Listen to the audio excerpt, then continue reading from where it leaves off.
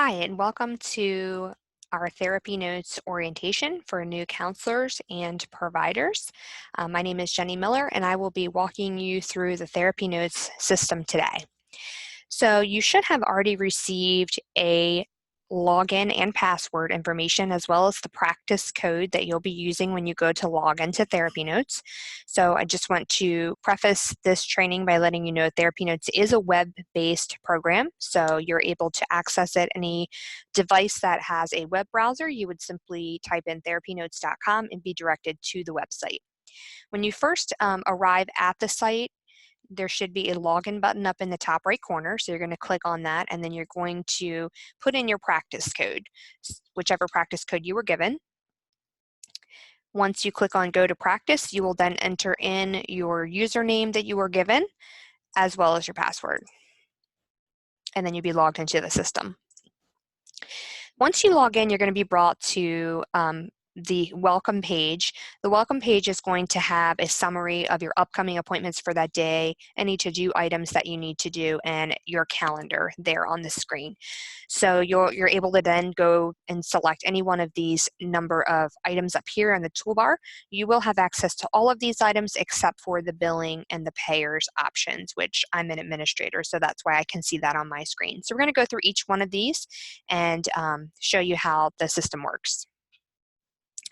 So the first thing is the To-Do tab. When you click on that, you're going to see a screen that has any to-do items that need to be done. Therapy Notes is really great in generating to-do reminders for any tasks that you need to do. So if you see a patient for their intake session and then your intake note is needed to be done, it will generate a reminder for you to go ahead and do that. So you can just click on any one of these reminders and complete the task. If it's something that you don't want to do, you are able to dismiss that reminder by clicking the gray X over here to dismiss it. It doesn't mean that the task still doesn't need to be done, it's just your reminder will go away. The next tab is going to be the scheduling tab, which we'll go through that in a minute. That is your schedule that all your new appointments will show up on, and we'll go through that in detail in just a moment. Patients would be a full list of your active patients. We'll go through that in just a moment as well. And then your staff list will be a list of all of our administrative staff as well as counselors. So if you want to go into your particular account, you would click on the staff button and find your name and go into your own particular account. And then the library section, which we'll go through at the end, which is resources for you of different paperwork that you may need and some clinical resources as well. So I'm going to go ahead and go to my staff page here. I have a couple test patients set up for an example. And here under my particular name, I have a number of tabs. I have my user information, I have my particular schedule, I have a billing tab, which you will not see. I have a patient list here, a to-do list, and a work schedule. So I'll go through the work schedule first. This is something that we will set up for you on the onset of you beginning with us. We'll set up your work schedule with the days and hours that you gave to us as well as location. So you shouldn't have to edit that at all. If it's something you do want to edit, we do ask that you reach out to our counselor support so that they can check the space that you're wanting to use and make sure that it's available before we make any changes on your work schedule. But this is how you would go to do it. You just pick the days and hours and choose the location from the menu. So I just set up a sample work schedule for myself for training purposes. So I'm going to go to my particular calendar here, and you can see that I have a work schedule set up, and it's obvious by the areas that are in white. So I've set myself up to work Mondays and Wednesdays from 9 to 5. So all of the gray area shows the space that I'm not available to take new patients, and these are the only hours that I'm working. You do have an option to block off any time during those hours if you're unavailable. The most important thing is that our intake staff will be always looking at your calendar, so it would need to be up to date as soon as possible. So if you have time that you're not available, you're away, or you say you're taking a lunch break, or you're just not available for a patient, we ask that you block that time off of your calendar. So I'm going to go ahead and show you how to do that first. There's two different ways you can do it. You can either click on the plus sign to create the new appointment, or choose the create new appointment button. They both take you to the same place. So the type of appointment that I want to choose is at the bottom of this menu. It's called a vacation or blackout period.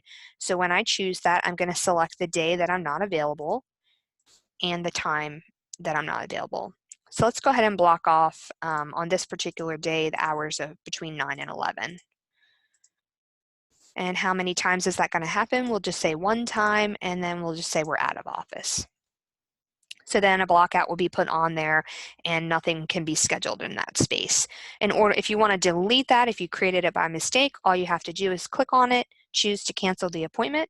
You'll see that some lines will appear through it. And if you want to remove it from your calendar completely, you just go up here and click the delete button and it will go away. So that's how you would put a blackout on your schedule.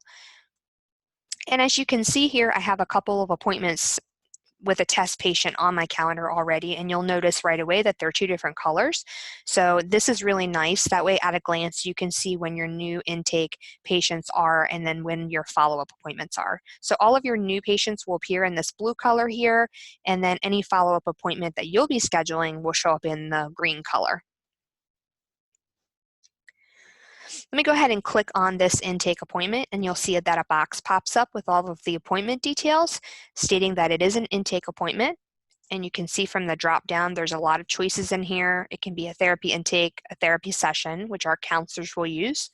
Psychiatry intake or psychiatry session would be for our nurse practitioners. Consultation would be for our supervisors. And then we have some other ones here. Also names the clinician and where that the patient is being seen, and then the CPT code. If you remember from your manual orientation, the CPT codes, this will always be a 90791. If you're a counselor, if you're a nurse practitioner, be the 90792.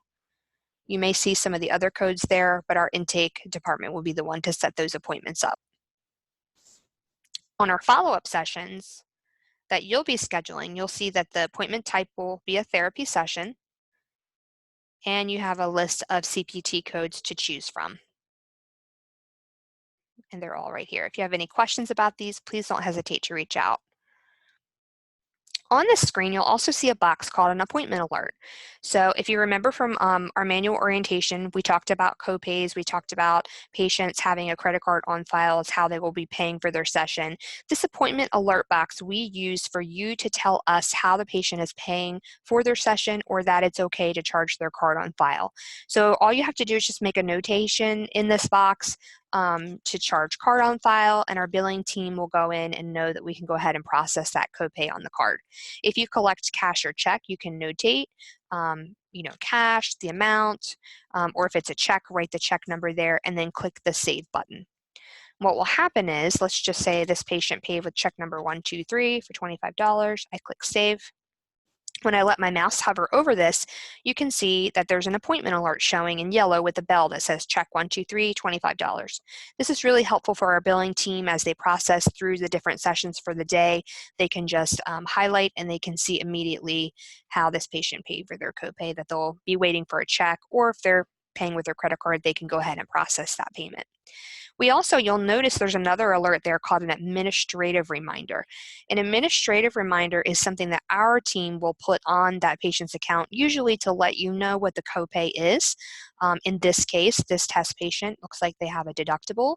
So for the intake session, we'll be collecting this amount, and for the follow-up sessions, we'll be collecting this amount. So it will vary by patient, but that will be at a glance you can tell what their copay is. So I'm going to go ahead and click on this appointment again. Let's say I went ahead and notated my copay. Let's say we can go ahead and charge the card on file for this patient. I'm going to click save. And now I'm already seeing this patient. I'm ready to do my clinical note. Before we go into the note, I do want to mention down here these three buttons. Let's say the patient canceled their appointment prior to their session, or maybe they didn't show at all. So if you want to go ahead and mark that, I would say use the cancel appointment if you're canceling the session and that's something that was either created by mistake or you canceled it. Both of the buttons do the exact same thing. The only difference is the appointment missed option gives you the option here to charge a fee and create the note. So that's a great option to use if the patient, is missing their appointment. Looks like I can do the same thing with cancel as well. The only difference actually is the canceled appointment will allow you to delete the appointment like it never existed. So we do ask if there is a cancellation, to go ahead and leave it on your schedule with the lines through it. That way you can kind of keep track on a history of how the patient has possibly canceled their appointment.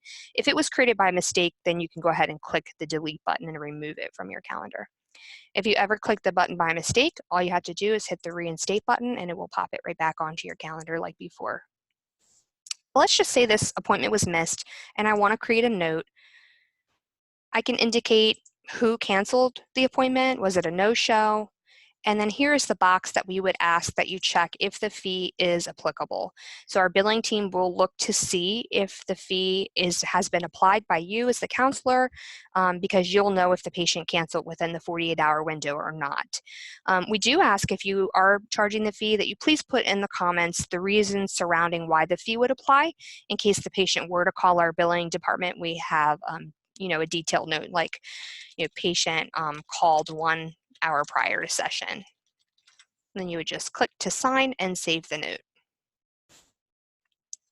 I'm going to go back to our scheduler and undo this. Let's say this patient did show up. You're ready to do your clinical note. You would just pop over here to the next tab called Notes, and you'll see that I'm being prompted to create a psychotherapy intake note or a missed appointment note. There is an option to create a psychotherapy process note, which we don't usually use the process notes unless we are collaborating with, say, a PCP, which we'll go over that in a few moments, but we are just going to do a regular psychotherapy intake note. This is what the intake note looks like. You would just go down through the fields. The header of the note in the top right indicates the date and time of the session and the duration. This is a great idea to always take a look at this section up here and make any modifications that need to be made by clicking the edit button. If you want to notate when the appointment actually started, maybe you started the session at 9:05 and let's say it lasted for 55 minutes. You can go ahead and indicate that and update the note header so that your note is accurate. I'm just going to go ahead and leave it alone.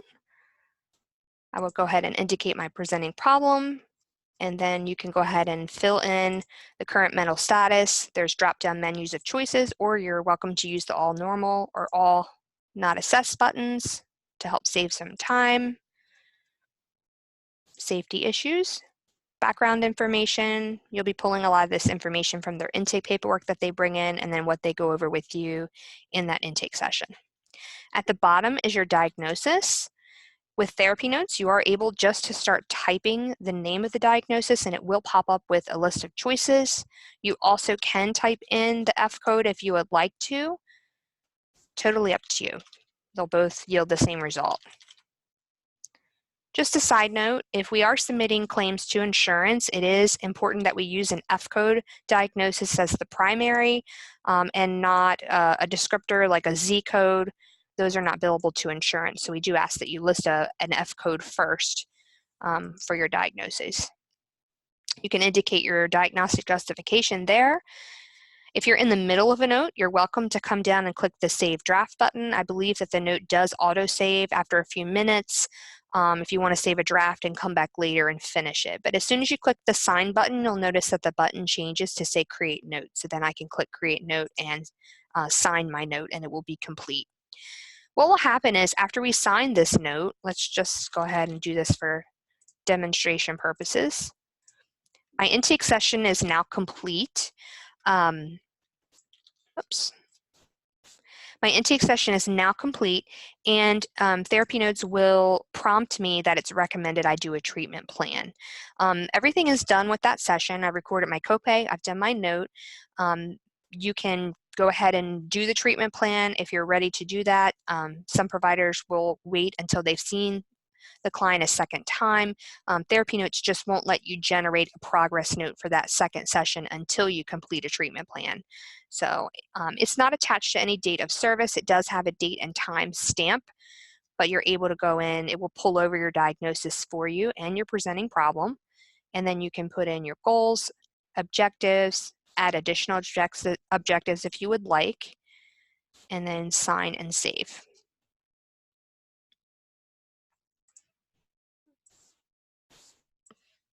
Oops.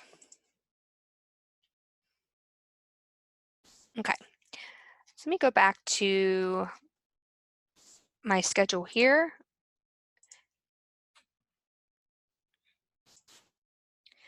All right, so to create an appointment, we just went over that a moment ago, but again, you would just choose create a new appointment.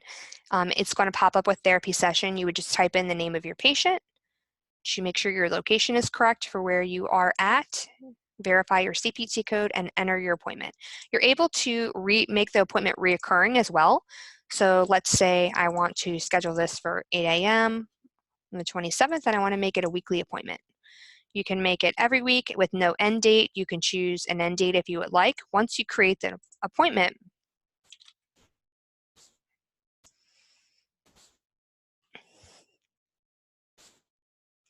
it will be there every week.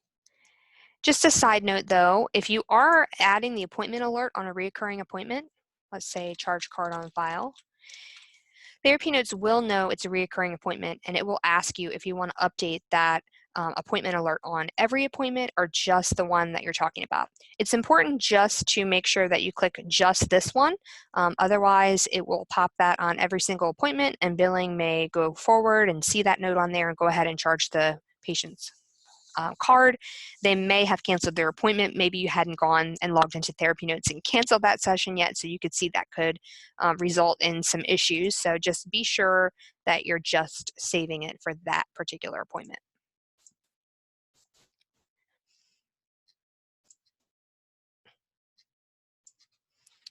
Okay, let's go over the patient list here. So you can either click on patients under your own name. You can click on the patients list up at the top. It will bring you to your active patient list. As you can see, I just have a test patient here in my patient list. Now, this is just going to show active. However, once you write a termination note for any of your patients, it will automatically move them to inactive. So you're able to view those at any time. It's just only going to default to the active view. So I believe that Therapy Notes after 90 days, if you don't do any activity, will automatically inactivate your patient, but you can always go back in and receive access to them by just changing the view here. I can click on this patient's name and I will be taken into their particular file. So the nice thing about Therapy Notes is you can get to the same thing no matter which way you go about it. It's just really your preference. So if I'm on my calendar and I click on the appointment, you can see the patient's name is a link. I can also go to the patient tab and access the patient that way. Once I click on the patient name, you can see that there's a number of tabs here, and the first one being patient information. So at the top will be the patient comments. This is usually the information regarding billing or copay may be here. If there's any particular note having to do with the patient, our staff will probably put it here in the patient comments. Under patient information will be all of their contact information, whether they're accepting voice messages and text messages. There's also an appointment reminder feature. This is set up individually, so we would need you, if you're wanting to access appointment reminders, you would have to go into each individual patient and either turn that on or off. So what you would do is just click on the edit pencil, and I'm going to come down here to appointment reminders, and you're able to choose what type of reminder you would like, either email only, text only, or a combination. So as long as they have a mobile number listed and or email address, then they would receive a reminder 48 hours prior to their appointment. Don't forget to click the save button if you do make any changes. The next tab is the to-do tab, and this is all of the to-do items for this particular patient. The to-do list up here at the top of the screen is going to be every to-do reminder for every patient that you have. So the more patients you have, you can imagine that list could be rather lengthy. So some counselors and providers prefer to go into the patient file and just click on the to-do for that particular patient. It's a more manageable list. You can see here the administrative reminder here at the top. This is for our admin office's use, and anything they put in this administrative reminder is going to show up on your scheduler as that little yellow bar with the bell. So if you see it here, that's where it's coming from. And you can see there's some information about what their session rates are. The schedule button is going to give you a list of all appointments for this patient. So that way you don't have to go to the calendar and scroll back and forth between weeks to try to find. You can see it all here in a list. It's going to show you any upcoming appointments and appointments from the last 30 days. So you can click on that link and it will bring up the same box that you saw from the scheduler screen. If you'd like to look at it on a calendar view, you can do that as well. You can also create appointments right from this screen too. And you can see there's the appointment alert showing there that we added. Documents is going to be where all of your clinical notes and any uploaded documents that you put in the patient's file will all appear here. When intake does their work, you'll typically see an intake form listed, which is where we've gotten their initial demographic information and their credit card information. You may see some benefit forms in there. Once you see the client, you would scan in their intake packet, and here's where you would upload it. You would just simply choose the Upload Patient File button and choose the file on your computer. And we would ask that you just leave the intake packet at administrative view so all of our administrative team can access that. Name the document and upload it. Anytime you sign a note, it will appear here in this list. Any notes in draft form will appear in yellow to kind of grab your attention to let you know you need to sign those. You can either click on the note or click on the pencil to open it up. You can also create notes right from the Documents tab. You would just choose which note that you want to do, and it will ask you what date of service that it's attached to. I find it's easier to actually create the notes from the Schedule tab. You can find the appointment and then create your note this way instead of doing it from the Documents tab. So this is a list of notes that are available to you. We have our intake note, treatment plan, progress note. We mentioned the process note earlier. Typically, the process note we will just use if you're needing to write a summary note. It really is just a text box. So if you're not wanting to maybe release your entire clinical note, but you just want to write a summary for a PCP, you can create what's called a process note. Fill that information, it's attached to the date of service, and then we can send just the process note along. You also have a termination note here. It'll pull over your presenting problem and your diagnosis, and you can write your termination note for your client. As soon as you do that, it will move that patient over to your inactive list. Psychological evaluation or more for our psychologist. Consultation note for our supervisors. Contact note is a great note if you just want to record communication between yourself and your clients. You can indicate email, phone, copy, an email in here, and then just notate the contact. We have missed appointment note and a miscellaneous note. The billing tabs won't be accessible to you, so you won't have to worry about that. You will notice a portal option on Therapy Notes.